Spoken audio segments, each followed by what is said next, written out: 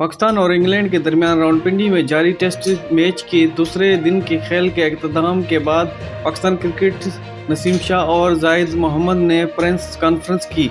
जुम्मे को press conference के दौरान पाकिस्तान टीम के मीडिया मैनेजर और एक सहाफ़ी के दरमियान तलक कलामी भी हुई, देखने में आया है।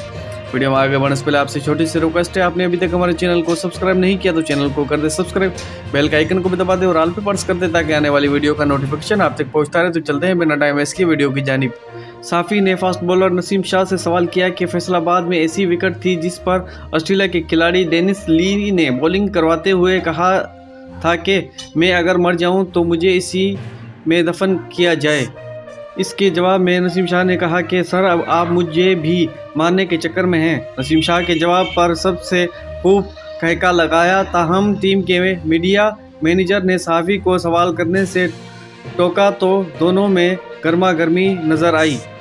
लेग स्पिनर जाहिद मोहम्मद से सहाफ़ी ने डेब्यूट पर सबसे ज़्यादा रन्स बनाने वाले बॉलर बनने की हवाले से सवाल किया तो जवाब में उन्होंने कहा कि मैंने अपनी तरफ से 100% अच्छी बॉलिंग करने की कोशिश की है, लेकिन वो अच्छा खेले।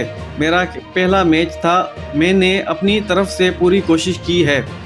पिच के बारे में बात करते हुए जाहिद मोहम्मद ने कहा कि बैटिंग और बॉलिंग के लिए विकेट अच्छी है, विकेट जैसी भी हो, हमें बतौर बॉलर अपने आप को मनवाना पड़ेगा। हमने अपनी तरफ से पूरी कोशिश की है। मेरे ख्याल से विकेट चौथे और पांचवें दिन स्पिनर को मदद देगी।